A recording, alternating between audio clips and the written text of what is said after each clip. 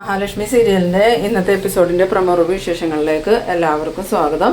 അങ്ങനെ എല്ലാവരെയും കണ്ണടച്ച് വിശ്വസിക്കുന്ന കണ്ണനും മഹാലക്ഷ്മിക്കും നല്ല തിരിച്ചടി തന്നെ കിട്ടുന്ന എപ്പിസോഡാണ് ഇന്ന് വരാൻ പോകുന്നത്. എന്തായാലും കരുണ ഈ കുഞ്ഞിന് എന്താ സംഭവിച്ചതെന്ന് അറിയാൻ വേണ്ടിയിട്ട് കമലേശ്വരത്തേക്ക് വരുന്നുണ്ട്.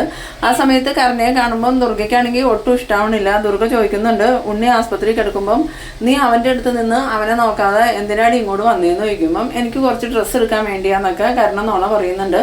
ആ സമയത്ത് ദുർഗയാണെങ്കിൽ നിന്റെ അച്ഛനല്ലേ അവിടെ നിൽക്കണേ, ഇനി രണ്ടും കൂടി ചേർന്ന് എന്തൊക്കെ കെണി ഒരുക്കുമെന്ന് പറയാൻ പറ്റൂല. എൻ്റെ മകനാണെങ്കിലും അവനിപ്പോൾ ദുഷ്ടതയുടെ പ്രതിരൂപമാണെന്നൊക്കെ പറയുമ്പോൾ ഈ കരുണയ്ക്കാണെങ്കിൽ നല്ല ദേഷ്യം വരുന്നുണ്ടെങ്കിലും കരുണ ചിരിച്ച് സ്നേഹ അഭിനയിച്ചൊക്കെ നിൽക്കുന്നുണ്ട്. എന്നിട്ട് പറയുന്നുണ്ട്, നിങ്ങളുടെ വാക്ക് കേട്ട് ഞാൻ നടന്നതുകൊണ്ട് എനിക്കിപ്പം എൻ്റെ പേരക്കിടാവിനെ പോലും കാണാൻ പറ്റണില്ല. എന്തായാലും കണ്ണനെ ഒരു ദിവസം എന്നെ കൂടുതൽ കാണിക്കാമെന്നൊക്കെ പറഞ്ഞിട്ടുണ്ടെന്ന് പറയുമ്പം കരുണ മനസ്സിൽ പറയുന്നുണ്ട്, ഇനി നിങ്ങൾ കാണാൻ പോകുന്നത് മിക്കവാറും ജീവനില്ലാത്ത നിങ്ങളുടെ പേരക്കിടാവിനെ ആയിരിക്കും. അത് കണ്ടിട്ട് വേണം എനിക്ക് സന്തോഷിക്കാമെന്നൊക്കെ ഇങ്ങനെ മനസ്സിൽ വിചാരിക്കുന്ന സമയത്ത് ഈ ദുർഗ വീണ്ടും വീണ്ടും കരുണയെ ഒരുപാട് വഴക്കൊക്കെ പറയുന്നുണ്ട്. പിന്നീട് കരുണയാണെങ്കിൽ ഞാൻ എന്തായാലും റൂമിലോട്ട് പോട്ടെ എന്നും പറഞ്ഞ് മേളിലോട്ട് കയറി പോകുന്നുണ്ട്. കരുണ പോയി കഴിഞ്ഞതും ഈ ദുർഗ മനസ്സിൽ വിചാരിക്കുന്നുണ്ട്, ഇപ്പം എല്ലാ ദുഷ്ടന്മാരും ഒരുമിച്ച് ഒരു സ്ഥലത്ത് തന്നെയുണ്ട്. ഇനി എല്ലാവരും ചേർന്ന് എന്തൊക്കെ ക്രൂരത ഉണ്ടാക്കുമെന്ന് അറിയില്ല. എല്ലാവരും ഒന്നിനൊന്നും മെച്ചമായിട്ടുള്ള ആൾക്കാരാ. ആ മേഘനാഥനാണെങ്കിൽ കിടപ്പാണെങ്കിലും ഇപ്പം ചെറിയ മാറ്റം ഉണ്ടെന്നാണല്ലോ കരുണ പറഞ്ഞത്. ഇനി മേഘനും ഉണ്ണിയും ആ വാമദേവനും പ്രതാപനും ചേർന്ന് കണ്ണനെയും കുഞ്ഞിനെയും മഹാലക്ഷ്മിയൊക്കെ ഉപദ്രവിക്കാൻ ശ്രമിക്കുമോ എന്നൊക്കെ ഇങ്ങനെ മനസ്സിൽ ആലോചിച്ചുകൊണ്ടിരിക്കുന്നുണ്ട്. ഇതേസമയം കരുണയാണെങ്കിൽ റൂമിൽ ചെന്നിട്ട് ഭയങ്കര സന്തോഷത്തിൽ തന്നെയാണ്.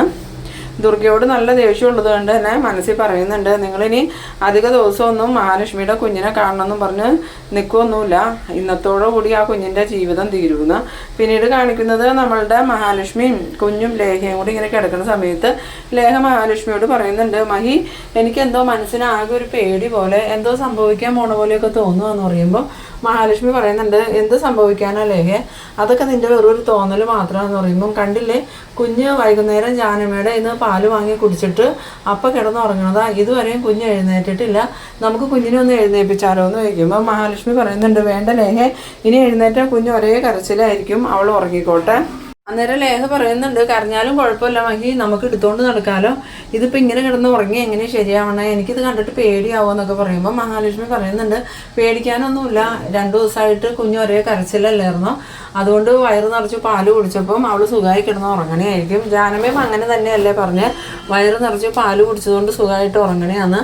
ആ സമയത്ത് ലേഖ പറയുന്നുണ്ട്, എന്നാലും ഇങ്ങനെയുണ്ട് ഒരു ഉറക്കം, എത്ര സമയം കുഞ്ഞ് ഉറങ്ങാൻ തുടങ്ങിയിട്ട്, കുറച്ച് നേരം എഴുന്നേറ്റിട്ട് വീണ്ടും ഉറങ്ങിയാൽ പോരെന്നൊക്കെ ചോദിക്കുമ്പം മഹാലക്ഷ്മിയാണെങ്കിൽ ഒന്നും പറയണില്ല. പിന്നീട് കാണിക്കുന്നത് നമ്മളുടെ ജാനമ്മേനെയാണ്.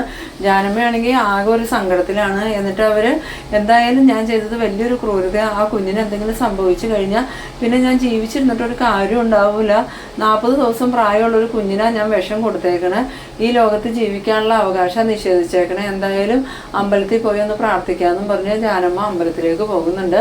അങ്ങനെ അമ്പലത്തിൽ ചെന്ന് ഭഗവാന്റെ മുമ്പിൽ കൈ കൂപ്പി നിന്ന് അവർ പ്രാർത്ഥിക്കുന്നുണ്ട്, ഭഗവാനെ ആ കുഞ്ഞിനൊരാപത്തും വരുത്തല്ലേ, എനിക്ക് വേറെ ഒരു നിവൃത്തി ഇല്ലാത്തത് കൊണ്ടാണ് ഞാൻ അങ്ങനെ ചെയ്തത്, മനസ്സോടുകൂടിയല്ല അങ്ങനെ ചെയ്തത്, എന്നോട് പൊറുക്കണേ ഭഗവാനെ, അതുമാത്രമല്ല ആ കുഞ്ഞിനൊരാപത്തും വരാതെ ഭഗവാൻ തന്നെ കാക്കണേ എന്നൊക്കെ ഇങ്ങനെ പ്രാർത്ഥിക്കുന്നുണ്ട്. ഈ സമയം നമ്മുടെ മാർക്കോയാണെങ്കിൽ സിദ്ധയായ അമ്മയെ കാണാൻ വന്നതും മാർക്കോ ചോദിക്കുന്നുണ്ട്, അമ്മ എന്തിനാ എന്നെ കാണണമെന്ന് പറഞ്ഞതെന്ന് ചോദിക്കുമ്പം അതൊക്കെ ഉണ്ടടാ മോനെ, എന്തോ ഒരു ആപത്ത് ആർക്കോ സംഭവിക്കാൻ പോവുകയെന്ന് എനിക്കൊരു തോന്നൽ എന്ന് പറയുമ്പോൾ മാർക്കോ പറയുന്നുണ്ട്, ആർക്കാ അമ്മയെന്ന് ചോദിക്കുമ്പം വേറെ ആർക്കും അല്ല, കണ്ണൻ്റെയും മഹാലക്ഷ്മിയുടെയും കുഞ്ഞിന് തന്നെയാണ്. അപ്പം അമ്മയല്ലേ പറഞ്ഞാൽ ആ കുഞ്ഞിനൊരാപത്തും വരില്ല, ആ കുഞ്ഞിനെ ഉപദ്രവിക്കാൻ ശ്രമിക്കുന്നവർക്ക് ആ കുഞ്ഞ് തന്നെ തിരിച്ചടി കൊടുക്കുമെന്ന്. അന്നേരം അമ്മ പറയുന്നുണ്ട്, അതൊക്കെ നേരാ, പക്ഷേ ഇന്ന് ആ കുഞ്ഞിന് ഇച്ചിരി മോശം സമയമാണ്, അതുകൊണ്ട് ആ കുഞ്ഞിന് ഒന്നും ചെയ്യാൻ പറ്റില്ല, ആ കുഞ്ഞ് എന്തെങ്കിലും ആപത്തിൽ പെട്ടിട്ടുണ്ടെങ്കിൽ നമ്മൾ തന്നെ ചെന്ന് രക്ഷപ്പെടുത്തണം, ഒന്നിലെ മാർക്കോ ചെല്ലണം, ഇല്ലെങ്കിൽ ഞാൻ നേരിട്ട് ചെല്ലണം എന്ന് പറയുമ്പോൾ മാർക്കോ പറയുന്നുണ്ട്, അമ്മയുടെ ഈ സംശയം കണ്ടിട്ട് ആ കുഞ്ഞിന് ശരിക്കും എന്തോ ഒരു ആപത്ത് സംഭവിച്ചതുപോലെയാണല്ലോ അമ്മ എനിക്ക് തോന്നണേന്ന് പറയുമ്പോൾ ശരിയാ മാർക്കോ, എന്താ ആപത്താണെന്നൊന്നും എനിക്ക് മനസ്സിലാവണില്ല, എന്നാലും എന്തോ കാര്യമായ ഒരു ആപത്തിൽ ആ കുഞ്ഞ് എത്രയും പെട്ടെന്ന് നമുക്ക് ആ കുഞ്ഞിനെ രക്ഷപ്പെടുത്തണം എന്ന് പറയുമ്പോൾ മാർക്കോ ചോദിക്കുന്നുണ്ട്, അതിനിപ്പോൾ നമ്മൾ എന്താ ചെയ്യേണ്ടത് അമ്മേ, ഞാൻ നേരെ അനന്ത് സാറിൻ്റെ വീട്ടിലോട്ട് ചെല്ലട്ടെ എന്ന് ചോദിക്കുമ്പോൾ പോകാൻ വരട്ടെ, ഞാൻ വിവരങ്ങൾ പറഞ്ഞിട്ട് നീ പോയാൽ മതി, എന്തായാലും ഞാനൊന്ന് ധ്യാനത്തിലിരുന്ന് നോക്കട്ടെ എന്നും പറഞ്ഞ് ആ അമ്മ ധ്യാനത്തിലിരിക്കുന്നുണ്ട്. പിന്നീട് കാണിക്കുന്നത് നമ്മളുടെ മഹാലക്ഷ്മി ലേഖയും വീണ്ടും ഈ കുഞ്ഞ് ഉറങ്ങിക്കിടക്കണതിനെ കുറിച്ച് സംസാരിക്കുമ്പോൾ ലേഖ പറയുന്നുണ്ട് എന്തായാലും വേണ്ടില്ല, കുഞ്ഞ് കരഞ്ഞാൽ ഞാൻ നോക്കിക്കോളാം, ഞാൻ കുഞ്ഞിനെ ഉണർത്താൻ പോകാമെന്നും പറഞ്ഞുകൊണ്ട് ലേഖയാണെങ്കിൽ കുഞ്ഞിനെ നീലമോളെ എന്നും വിളിച്ച് ഇങ്ങനെ ഉണർത്താൻ നോക്കിയിട്ട് കുഞ്ഞാണെങ്കിൽ ഉണരണേ ഇല്ല. ആ സമയത്ത് ലേഖ മഹാലക്ഷ്മിയോട് പറയുന്നുണ്ട് നോക്കിയ മതി, നീലമോളെ എത്ര വിളിച്ചിട്ട് നീലമോളെ എഴുന്നേൽക്കുന്നില്ലല്ലോ. അന്നേരം മഹാലക്ഷ്മി പറയുന്നുണ്ട് ലേഖ കുഞ്ഞിനെ തൊട്ടിന്ന് എടുത്തേ നമുക്ക് നോക്കാമെന്നും പറഞ്ഞ് അങ്ങനെ കുഞ്ഞിനെ ലേഖ കയ്യിലോട്ട് എടുക്കുമ്പം കുഞ്ഞാണെങ്കിൽ വാടി ഇങ്ങനെ കിടക്കണ കാണുമ്പോൾ ലേഖ പറയുന്നുണ്ട് നോക്കിയ മഹി, മോൾക്ക് ഒരു ഉഷാറും ഇല്ലാണ്ടാ മോള് കിടക്കണ, ശരീരമൊക്കെ കുഴഞ്ഞതുപോലെയല്ലോ, നോക്കിക്ക് ശരീരത്തിനൊന്നും ഒരു ബലമില്ല, വാടി തളർന്നാ കിടക്കണ, മോൾക്ക് എന്ത് പറ്റിയാവോ എന്ന് ഇങ്ങനെ പറയുന്ന സമയത്ത് മഹാലക്ഷ്മിയും കുഞ്ഞിനെ എടുത്ത് നോക്കുമ്പോൾ മഹാലക്ഷ്മിക്ക് മനസ്സിലാവുന്നുണ്ട് കുഞ്ഞിന് എന്തോ ഒരു അപാകത ഉണ്ടെന്ന്. എന്നിട്ട് മഹാലക്ഷ്മി ലേഖയോട് പറയുന്നുണ്ട് ലേഖ ഒന്ന് അനന്തുവേട്ടനെ വിളിച്ച് നമുക്ക് അനന്തുവേട്ടനോട് പറയാമെന്നും പറഞ്ഞ് ലേഖയാണെങ്കിൽ വേഗം തന്നെ പോയി അനന്തുവിനെ വിളിച്ചുകൊണ്ടിരുന്നുണ്ട്. അനന്ത് വന്നിട്ടും കുഞ്ഞിനെ നീലമോളെ എന്നും പറഞ്ഞ് വിളിച്ച് കുലുക്കി എണിപ്പിക്കാൻ നോക്കുന്നുണ്ടെങ്കിലും കുഞ്ഞാണെങ്കിൽ എഴുന്നേൽക്കുന്നില്ല.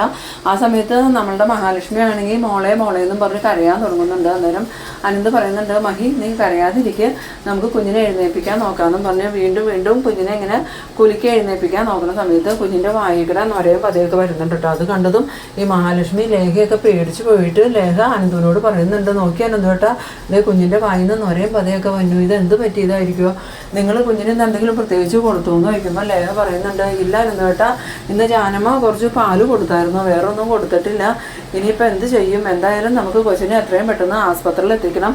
ലേഖ ഒരു പണി ചെയ്യുക, വേഗം തന്നെ കണ്ണനെ വിളിച്ച് വിവരം പറയാതെ. അങ്ങനെ ലേഖ വേഗം തന്നെ ഫോണെടുത്ത് കണ്ണനെ വിളിക്കുന്നുണ്ട്. അതേസമയം കണ്ണനാണെങ്കിൽ കുളിച്ച് റെഡിയായി നിലമോളെ കാണാൻ പോകണമെന്ന് വിചാരിച്ചിരിക്കുന്ന സമയത്താണ് ഫോൺ ബെല്ലടിക്കണേക്കണം. ഫോൺ എടുത്ത് നോക്കിയതും ലേഖയല്ല വിളിക്കണേ.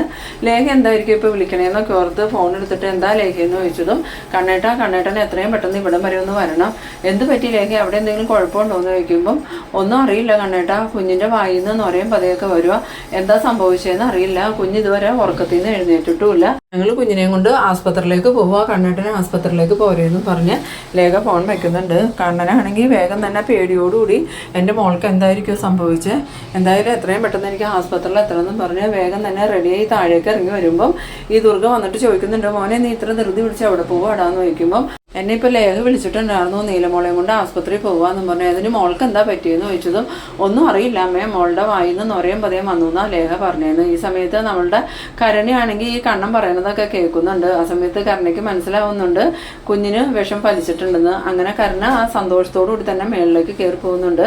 ഇതേ സമയം ദുർഗയാണെങ്കിൽ കണ്ണനോട് പറയുന്നുണ്ട് എന്നാൽ ഞാനും കൂടി വരട്ടെ മോനെ എന്ന് ചോദിക്കുമ്പോൾ വേണ്ടമ്മേ, എന്തെങ്കിലും ആവശ്യമുണ്ടെങ്കിൽ ഞാൻ വിളിക്കാം, തൽക്കാലം അമ്മ വരണ്ട, ഞാൻ പോയിട്ട് വരാമെന്നും പറഞ്ഞുകൊണ്ട് ഈ കണ്ണനാണെങ്കിൽ കാറി കയറി പോകുന്നുണ്ട്. കണ്ണൻ അങ്ങോട്ട് പോയി കഴിഞ്ഞതും ദുർഗയാണെങ്കിൽ നേരെ പൂജാമുറി ചെന്നിട്ട് പ്രാർത്ഥിക്കുന്നുണ്ട്, ഭഗവാനെ ആ കുഞ്ഞിനൊരു ആപത്തും വരുത്തല്ലേ, ആ കുഞ്ഞിനെ കാത്തോളണേ എന്നൊക്കെ പറഞ്ഞു. ഇതേ സമയം നമ്മളുടെ കരുണ മേളിലോട്ട് പോയിട്ട് ഭയങ്കര സന്തോഷത്തോടു കൂടി തന്നെ ഫോണെടുത്ത് പ്രതാപനെ വിളിക്കുന്നുണ്ട്. പ്രതാപൻ ഫോണെടുത്തതും എന്തായി മോളെ, കുഞ്ഞിൻ്റെ കാര്യം എന്തെങ്കിലും അറിഞ്ഞോ എന്ന് ചോദിക്കുന്നതും ഉവാച്ചാ കുഞ്ഞിൻ്റെ കാര്യമൊക്കെ തീരുമാനമായി, ഇപ്പം ലേഖ വിളിച്ചിട്ടുണ്ടായിരുന്നു കണ്ണേട്ടൻ ആസ്പത്രിയിലേക്ക് പോവാന്ന് പറഞ്ഞു ഇവിടുന്ന് ധൃതി പിടിച്ച് പോകണുണ്ടു. അന്നേരം അമ്മ ചോദിച്ചപ്പോഴാണ് പറഞ്ഞ കുഞ്ഞിൻ്റെ വായിക്കടെ നൊരയും പതയൊക്കെ വന്നു, കുഞ്ഞിനെ ആസ്പത്രിയിൽ കൊണ്ടുപോയേക്കുവന്ന്, ഇനിയിപ്പോൾ എന്തായാലും ആ കുഞ്ഞുണ്ടാവുമെന്ന് തോന്നണില്ല. അന്നേരം പ്രധാനം പറയുന്നുണ്ട് ഇപ്പോഴെങ്കിലും എൻ്റെ മോൾക്ക് സന്തോഷമായില്ലേ, ഇതിന് വേണ്ടിയിട്ട് അച്ഛൻ ഇത്രയും നാളും പ്രയത്നിച്ചത്, ഇപ്പോഴെങ്കിലും എൻ്റെ പരിശ്രമത്തിന് ഫലം കണ്ടുല്ലോ. അന്നേരം കരുണ പറയുന്നുണ്ട് അത്രയ്ക്ക് സന്തോഷിക്കാനൊന്നുമില്ല അച്ഛാ, ആസ്പത്രിയിലേക്ക് കൊണ്ടുപോയിട്ടല്ലേ ഉള്ളൂ, ആ കുഞ്ഞിനെ ജീവിതത്തിലേക്ക് തിരിച്ചു വരുമെന്നൊന്നും അറിയില്ലല്ലോ എന്ന് പറയുമ്പം ഇല്ല മോളെ, ഇനി ആ കുഞ്ഞ് ഒരിക്കലും ജീവിതത്തിലേക്ക് തിരിച്ചു വരില്ല, കാരണം അത്രയ്ക്കും കാഠിന്യമുള്ള വിഷം ആ കുഞ്ഞിൻ്റെ ശരീരത്തിൽ ചെന്നേക്കണേന്ന്. എന്നാൽ ശരി അച്ഛാ, ഞാൻ ഫോൺ വയ്ക്കട്ടെ, ഇനി എന്തെങ്കിലും വിശേഷം ഉണ്ടെങ്കിൽ ഞാൻ വിളിച്ചു പറയാമെന്നും പറഞ്ഞ് കാരണം ഫോൺ വയ്ക്കുന്നുണ്ട്. ഫോൺ വെച്ചതും പ്രതാപൻ ഈ ഉണ്ണിയോട് വന്നിട്ട് പറയുന്നുണ്ട് നീ എന്താടാ പറഞ്ഞത്, ഞാൻ എന്ത് പ്ലാൻ ചെയ്താലും നടക്കൂലെന്നല്ലേ, ഇപ്പോൾ കണ്ടില്ലേടാ ആ കുഞ്ഞിന് വിഷം ചെന്നിട്ട് ആ കുഞ്ഞ് ആസ്പത്രിയിലേക്ക് കൊണ്ടുപോയേക്കുക, എന്തായാലും ആ കുഞ്ഞ് ഇതോടുകൂടി മരിക്കുന്നു. ആ സമയത്ത് ഉണ്ണി പറയുന്നുണ്ട് അതിന് കുഞ്ഞിനെ ആസ്പത്രിയിലേക്ക് കൊണ്ടുപോയിട്ടല്ലേ ഉള്ളൂ, കുഞ്ഞ് മരിച്ചിട്ടൊന്നുമില്ലല്ലോ, കുഞ്ഞാദ്യം മരിക്കട്ടെ എന്നിട്ട് നിങ്ങൾക്ക് അഭിമാനിക്കാമെന്ന്. ആ സമയത്ത് പ്രതാപൻ പറയുന്നുണ്ട് ഇനി ആ കുഞ്ഞ് രക്ഷപ്പെടുകയൊന്നുമില്ല, ഒന്നാമതേ അതൊരു കുഞ്ഞു കൊച്ച, നല്ല വീര്യം കൂടിയ വിഷം അതിൻ്റെ ശരീരത്തിൽ ചെന്നേക്കുന്നതും, അതുകൊണ്ട് ഇനി കുഞ്ഞ് രക്ഷപ്പെടുകയൊന്നുമില്ല, ഇനി കണ്ണനും മഹാലക്ഷ്മിക്കും അങ്ങനെ ഒരു കുഞ്ഞും ഉണ്ടാവില്ല. ഇപ്പം തന്നെ അനന്തുവിൻ്റെ വീട്ടിൽ കൂട്ടക്കരച്ചിൽ തുടങ്ങി കാണുമെന്ന്. ആ സമയത്ത് ഉണ്ണിയാണെങ്കിൽ അതൊന്നും മൈൻഡ് ചെയ്യാതെ ഇരിക്കുന്നുണ്ട്. പിന്നീട് കാണിക്കുന്നത് നമ്മളുടെ കുഞ്ഞിനെയും കൊണ്ട് ലേഖയും അനന്തു മഹാലക്ഷ്മിയും കൂടി ഹോസ്പിറ്റലിലേക്ക് വരുന്നതാണ്. ഹോസ്പിറ്റലിൽ വന്നതും അനന്തു വേഗം തന്നെ ഓടി വന്നിട്ട് കുഞ്ഞിൻ്റെ കാര്യം പറയുന്നുണ്ട്. ആ സമയത്ത് ഡോക്ടർ വന്നിട്ട് വേഗം തന്നെ കുഞ്ഞിനെ ICUലേക്ക് മാറ്റാൻ പറഞ്ഞ് കുഞ്ഞിനെ ICUലേക്ക് കയറ്റിയതും മഹാലക്ഷ്മി ലേഖ അവിടെ ഇരുന്ന് കരയുന്നുണ്ട്. ആ സമയം അനന്ത് പറയുന്നുണ്ട് നിങ്ങളിങ്ങനെ കരഞ്ഞ് ബഹളം വെക്കല്ലേ, കുഞ്ഞിനൊന്നും സംഭവിക്കില്ല. അന്നേരം ലേഖ പറയുന്നുണ്ട്, അനന്തുവേട്ട എന്നാലും നമ്മളുടെ മോള് ഇതേപോലെ തന്നെ മഹാലക്ഷ്മിയും അനന്തുവേട്ട മോള് എന്ന് പറഞ്ഞുകൊണ്ട് ഇങ്ങനെ കരയണ സമയത്ത് കണ്ണൻ അങ്ങോട്ട് വരുന്നുണ്ട്. കണ്ണൻ വന്നതും വെപ്രാളപ്പെട്ട് അനന്തുവിൻ്റെ ലേഖയുടെ അടുത്തേക്ക് വന്നിട്ട് കുഞ്ഞിന് എന്താ പറ്റിയ ലേഖ, എന്താ സംഭവിച്ചത്, എൻ്റെ മോൾ എന്ത് ചെയ്യുന്നൊക്കെ ചോദിക്കുമ്പോൾ അനന്ത് പറയുന്നുണ്ട്, എന്താ സംഭവിച്ചതെന്നൊന്നും അറിയില്ല കണ്ണ, കുഞ്ഞിനെ ഐസിയുലേക്ക് കയറ്റിയേക്കുക, ഡോക്ടർ പരിശോധിച്ചുകൊണ്ടിരിക്കുക, പരിശോധന കഴിഞ്ഞാലേ എന്തെങ്കിലും പറയാൻ പറ്റുള്ളൂ. ആ സമയത്ത് കണ്ണനാണെങ്കിൽ എന്നാലും എടാ എൻ്റെ മോൾക്ക് എന്താണ് പറ്റിയെന്നൊക്കെ പറഞ്ഞ് ഇങ്ങനെ കരയാൻ തുടങ്ങുമ്പോൾ അനന്ത് പറയുന്നുണ്ട്, നീയും ഇങ്ങനെ തുടങ്ങി എന്ത് ചെയ്യൂടാ, അല്ലെങ്കിൽ തന്നെ മഹിയും ലേഖ ഇവിടെ ഭയങ്കര കരച്ചിലും ബഹളവും, നീ ഒന്ന് സമാധാനപ്പെടുക, ഡോക്ടർ പരിശോധിക്കട്ടെ എന്ന്. ഇതേസമയം നമ്മളുടെ സിദ്ധയായ അമ്മ മാർക്കോയോട് പറയുന്നുണ്ട്, മാർക്കോ മഹാലക്ഷ്മിയുടെ കുഞ്ഞിന് തന്നെ ആപത്ത് സംഭവിച്ചിരിക്കണേ, എന്താ അമ്മയെ സംഭവിച്ചതെന്ന് ചോദിക്കുമ്പം അത് വേറെ ഒന്നുമല്ല, ആ കുഞ്ഞിനെ കൊല്ലാനായിട്ട് ശ്രമിച്ചേക്കണേ, ആ കുഞ്ഞിൻ്റെ ശരീരത്തിൽ വിഷം ചെന്നിട്ടുണ്ടെന്ന്. അത് കേട്ടതോ മാർക്കോ ചോദിക്കുന്നുണ്ട്, അപ്പോൾ കുഞ്ഞിന് എന്തെങ്കിലും പറ്റുമോ അമ്മയല്ലേ പറഞ്ഞ് കുഞ്ഞിന് വിഷത്തെ പ്രതിരോധിക്കാൻ പറ്റുമെന്ന്.